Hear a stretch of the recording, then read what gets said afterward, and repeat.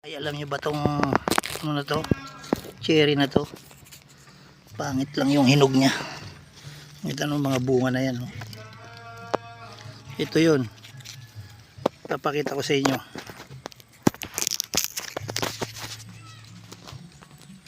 Ito yung bunga niya. Oh.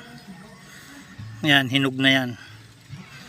Ayan ang mga bunga niya to. Tulad nito. Ito. Ayan o.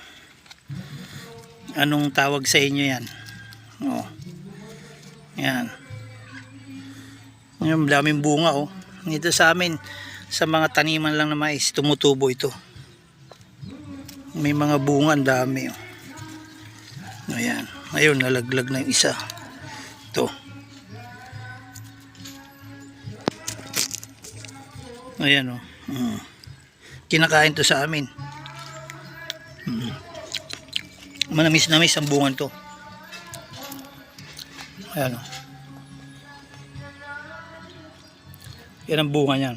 Laki, daming bunga oh. Ayan.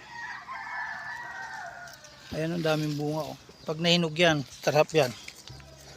Ito. Dami rin bunga nito oh.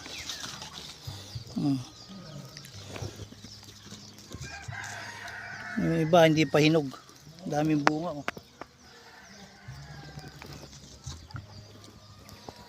Ito lakay, hanap tayo ng hinog ito. Hinog to.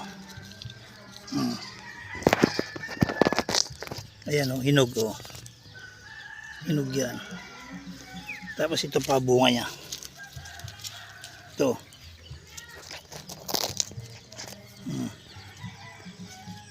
Hinog yan. Tapos yung pa. Nakalimutan ko na pangalan dito sa amin to. Mamaya maalala ko, sasabihin ko sa inyo. Ito ang dami bunga. Ayan. Ganyan ang bunga niyan. Tatlo yung hinog. Marami dito. Ayan. Kainin natin.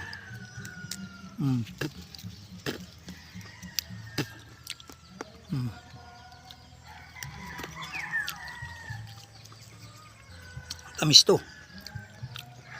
Ayan. Ayan lang kayo.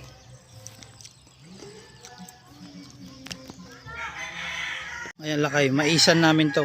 Ayan lang yung bahay namin. Oh. Luma na. Ito ang dami nating mais.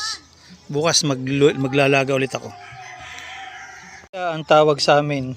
Ayan. Ang daming bunga. Ayan. Marami dito yan sa maisan namin.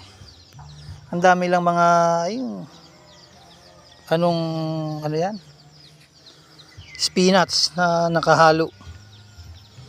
Ano, tultulaya tawag dyan sa amin. Sa iba cherry.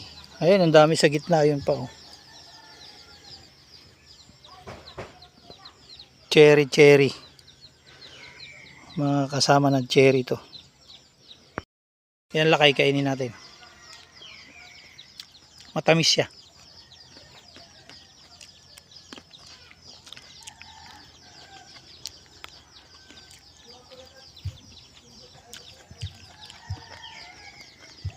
Kinakain yan dito sa amin.